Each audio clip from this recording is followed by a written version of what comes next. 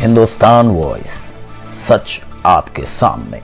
नमस्कार, मेरा नाम है प्रियंका आर्य। आप देख रहे हैं हिंदुस्तान वॉइस। बीजेपी का बुरा वक्त शुरू हो गया है, ये कहना गलत नहीं होगा, क्योंकि जिस तरह से बीजेपी के समर्थकों के साथ और बीजेपी के नेताओं के साथ लोगों का रुख है वो देखने लायक है और वो उतना ही बुरा है। और एक बार फिर से ऐसा ही हुआ है बंगाल में, जब दिलीप घोष गए थे कार्यक्रम में शामिल होने के लिए, तब वहां पर जीजेएम के समर्थकों ने उन्हें काला झंडा दिखाया और नारेबाजी की कि यहाँ से वो चले जाएं। हम आपको बता दें कि जनसत्ता में इसके बारे में खबर छपी है कि बंगाल बीजेपी चीफ दिलीप घोष का विरोध, जीजेएम समर्थकों ने काले झंडे दिखा के नारेबाजी, वापस जाओ। जीजेएम समर्थकों ने आरोप लगाया कि भाजपा लगातार दार्जिलिंग लोकसभा सीट से जीतती है, लेकिन विकास के मामले में केंद्र द्वारा इस इलाके की लगातार अनदेखी की जा रही है।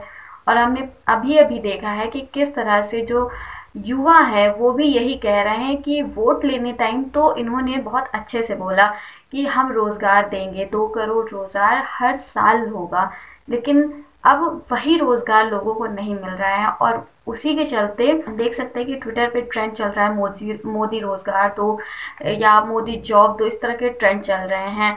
और वहीं पर अब इस तरह से एक और ही बात सामने आ रही है कि इलाके पर ध्यान ही नहीं दिया जा रहा है। यहाँ पर लोकसभा सीट जीतने के बाद यहाँ पर कोई भी किसी भी तरह की चीज़ें अच्छी नहीं की जा रही हैं, इसी को लेकर विरोध किया गया। बता दें आगे इसमें लिखा गया है कि पश्चिम बंगाल भाजपा इकाई के अध्यक्ष दिलीप घोष को मंगलवार को गोरखा जन मुक्ति मोर्चा के समर्थकों ने उस समय काले झंडे दिखाए जब वह पार्टी के कार्यक्रम में शामिल होने दार्जिलिंग पहुंचे। भाजपा की राज्यव्यापी परिवर्तन यात्रा में शामिल होने यहां पहुंचे घोष को जीजेएम के समर्थकों ने घूम रेलवे स्टेशन के पास काले झंडे दिखाए। जीजेएम समर्थकों ने आरोप लगाया कि भाजपा लगातार दार्जिलिंग लोकसभा सीट से जीतती है, लेकिन विकास के मामले में केंद्र द्वारा इस इलाके की लगातार अनदेखी की गई है। जीजेएम समर्थकों ने भाजपा नेता के खिलाफ वापस जाओ के नारे भी लगाए। आप देखिए किस तरह से लोगों का गुस्सा इन चीज़ों के लिए है कि विकास के नाम पर वोट मांगा गया, रोजगार के नाम पर वोट मांगा गया, लेकिन ना विकास हुआ है किसी इलाके का, जिस तरह से ये कहा जा रहा है यहाँ पे, और उसी तरह से रोजगार नहीं मिला है युवाओं को, जिसके लिए ट्विटर पे ट्रेंड चल रहे हैं। और आप लोग देख ही सकते हैं कि किस तरह से लोगों का आक्रोश बढ़ता ही चला जा रहा है। और इसके पहले भी हमने देखा कि जहां पर भी बीजेपी के नेता जा रहे हैं वहां पर उन्हें बहिष्कृत किया जा रहा है। जैसे कि हमने देखा कि पंजाब और हरियाणा में भी उनका बिल्कुल बहुत ही बुरी तरीके से उन्होंने हार का सामना किया बीजेपी वालों ने, और एक तरफा जीत हुई है कांग्रेस की। अभी वहीं पे देखें कि अभी हाल ही में उत्तर प्रदेश में भी कुछ ऐसा ही नज़ारा देखने को मिला, जहां पर झड़प हो गई बीजेपी के कार्यकर्ताओं और किसानों के बीच में। वहां पर मारा पीटी हो गई और किसान लहूलुहान हो चुके हैं।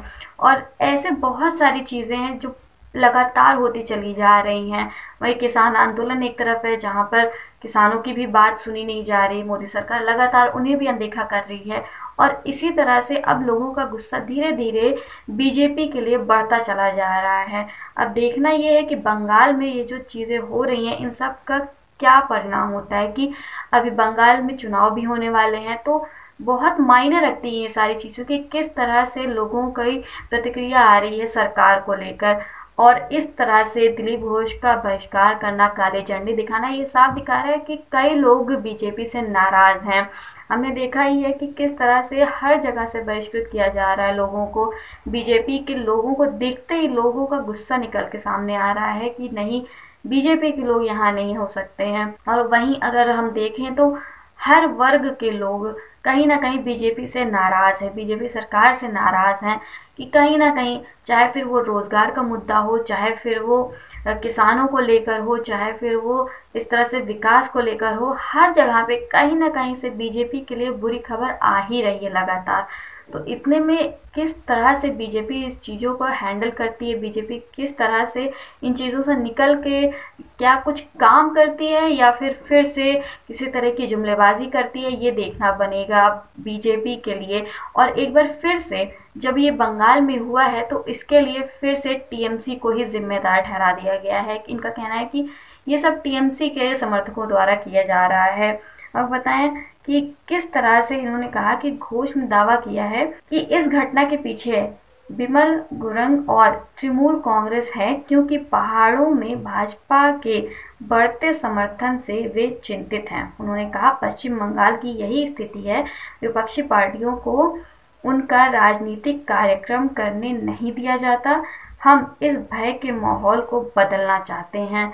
अब यहाँ पे आप देखिए कि फिर से इन्होंने एक बार फिर से वही किया है, फिर से ये कह रहे हैं कि ये सारी चीज़ें टीएमसी के द्वारा करवाई जा रही हैं। इन्हें ये नहीं दिख रहा है कि लोगों का गुस्सा है या क्या है, इन्हें बस ये दिख रही है कि दूसरी पार्टी ये करवा रही है। अब पता नहीं बीजेपी के लोगों का किस तरह का मानसिकता है कि उन्हें ये चीज़ें समझ में नहीं आती हैं या फिर वो समझना चाहते नहीं हैं।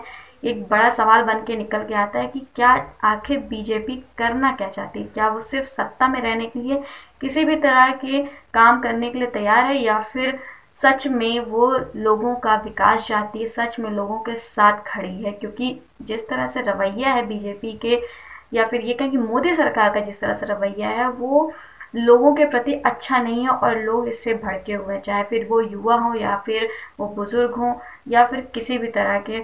शायद ही कोई ऐसा वर्ग होगा जो बीजेपी के कामों से खुश हो। अभी की जानकारी के लिए बस इतना ही। अगर आपको ये वीडियो अच्छी लगी हो तो हमारे इस वीडियो को लाइक करिए, शेयर करिए और हमारे चैनल को सब्सक्राइब करिए। हिंदुस्तान वॉइस, सच आपके सामने।